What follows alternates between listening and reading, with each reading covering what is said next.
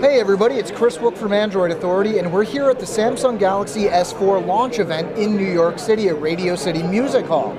Now, we're looking at the Samsung Galaxy Note 2 and the Samsung Galaxy S4, and despite being from the same family, from the same manufacturer, they are really pretty different. For example, the Samsung Galaxy Note 2 has a 5.5-inch screen, while the S4 has a 5-inch screen.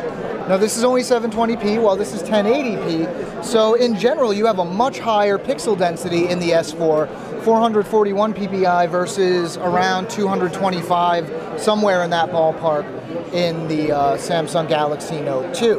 Now we went ahead and ran some benchmarks on these to look at how the different processors compare, because we have what looks like it could be a Qualcomm Snapdragon quad-core processor in the S4. It's a Qualcomm ARM V7 chip, and we have a quad-core Exynos in the Samsung Galaxy Note 2. This is clocked at 1.6 gigahertz, while as in the S4 it appears to be clocked at about 1.9 gigahertz. So let's open up the benchmarks, and as you can see, the S4 is right now blowing the Samsung Galaxy Note 2 away.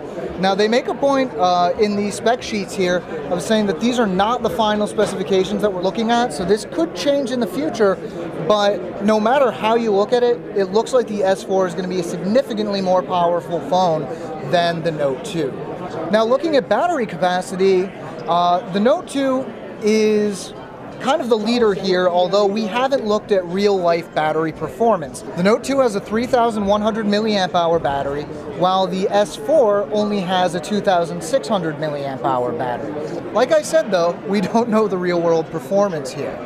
Obviously, the Note 2 is a much larger phone. This isn't very useful for one-handed operation, even with these special enhancements that Samsung's included in the software, whereas the S4, from just handling it here at the launch event, it seems like it'd be much easier to actually use this just one-handed. The Samsung Galaxy S4 is the thinner of the two devices, and generally smaller all around. This has been Chris Wook from Android Authority. We're here at the S4 launch event, and we're going to bring you even more comparisons with a bunch of different devices and the Samsung Galaxy S4.